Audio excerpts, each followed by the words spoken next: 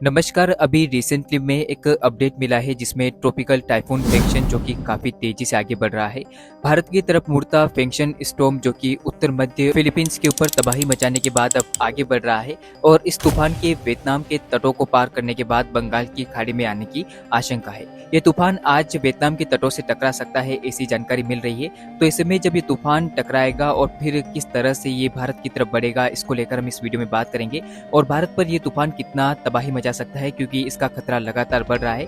तो चलिए जानते हैं कि बंगाल की खाड़ी की समुद्री हवाएं इस सिस्टम को कितना मजबूत करती है। लेकिन उससे पहले आप सभी से निवेदन रहेगा कि कृपया इस वीडियो को लाइक कीजिएगा, चैनल को सब्सक्राइब करना ना भूलें और बेल नोटिफिकेशन को भी ऑन कीजिएगा।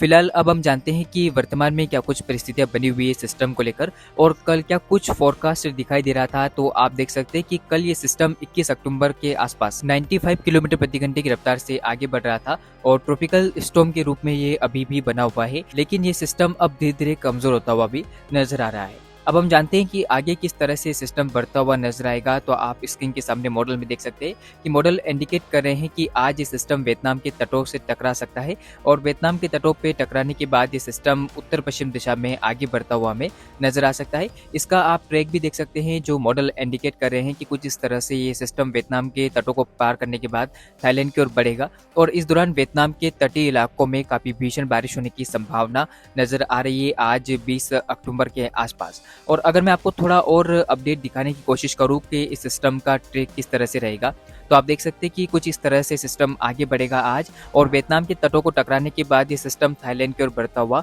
हमें नजर आएगा। और थाईलैंड के ऊपर पहुंचने के बाद संभावना है कि अंडमान निकोबार द्वीप समूह यानी कि बंगाल की खाड़ी के ऊपर ये सिस्टम इंटेंसिफिकेशन करता हुआ नजर आएगा और अपने अवशेष के साथ आप देखिए कि बंगाल की खाड़ी के ऊपर एक निम्न दबाव का क्षेत्र बनता हुआ नजर आ रहा है।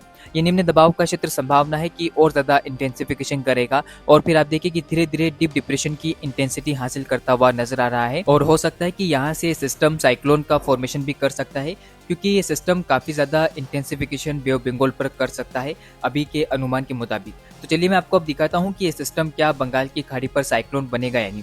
तो आप देख सकते हैं कि ये सिस्टम थाईलैंड को प्रभावित करता हुआ आज नजर आएगा। उसके बाद सिस्टम कल तक संभावना है कि थाईलैंड के माध्यम से बंगाल की खाड़ी में दस्तक देगा और बंगाल की खाड़ी पर आप देख सकते हैं कि अंडमान निकोबार द्वीप समूह के आसपास इसके फिर से एक लो प्रेशर एरिया में तब्दील होने की संभावना नजर आ रही है। पहले से ही एक सर्कुलेशन बना रहेगा तो जिसके चलते सिस्टम मर्ज होना शुरू हो जाएगा और फिर ये दोनों ही सिस्टम इंटेंसिफिकेशन करते हुए नजर आ सकते हैं।